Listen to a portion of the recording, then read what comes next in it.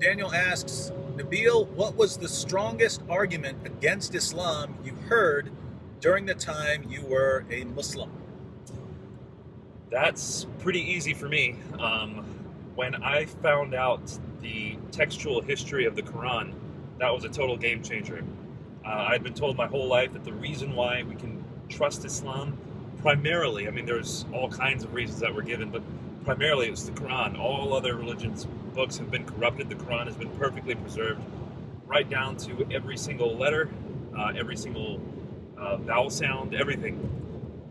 That's just a hilarious claim because number one, the vowel sounds weren't even in the original Quranic manuscripts. Number two, 2,000 alifs were added to the text. Number three, the earliest Muslims didn't agree. Even the ones that Muhammad handpicked to teach the Quran didn't agree as to what was the Quran.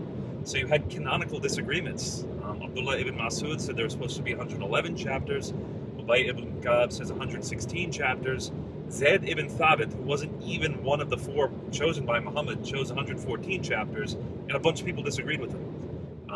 You have early Muslim textual critics who just recorded the differences in different people's Qurans. There were tons of them. If you look at Kitab al-Masahif, which is by Ibn Abi Dawud, the son of the great hadith collector, the one who collected Sunan Abu Dawud, he has over 200 differences between Ibn Masud's Quran and Ubay ibn Ka'b's Quran on just one chapter. On Surah 2, right? Surah Al-Baqarah, yeah. There's 200 differences between just two people's Qurans. So they don't know what chapters go. There's different words involved. And we know exactly what happened with the textual history of the Quran. It kept getting intentionally modified and edited and standardized.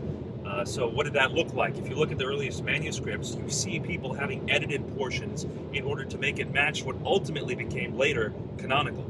It was not until somewhere between 1923 and 1925 that you have one printed edition of the Quran that begins to gain a hegemony over the other Qurans, over the other 80 versions that were still being read at the beginning of the 20th century. Today you can find 5 different Qurans that are commonly recited. The number one most common, of course, is the one you'll find almost everywhere. It's called Hafs an Asim. It's the Hafs reading of the Quran as read by Asim. But you also have another common one, Warsh an Nafi, which has different words, literally different words with different meanings.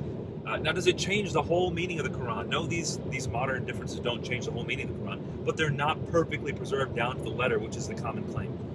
So there's no way this common claim that the Quran has been perfectly preserved down to the letter, it's always been the same, it holds no water whatsoever. And yet it is the bastion of Islamic confidence for most apologists.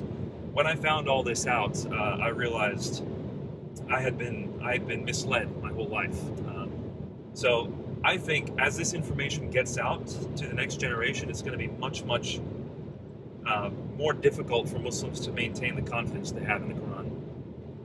And if you'd like a variety of sources where different Muslim sources talk about these kinds of changes in the history of the text of the Quran, click on this video.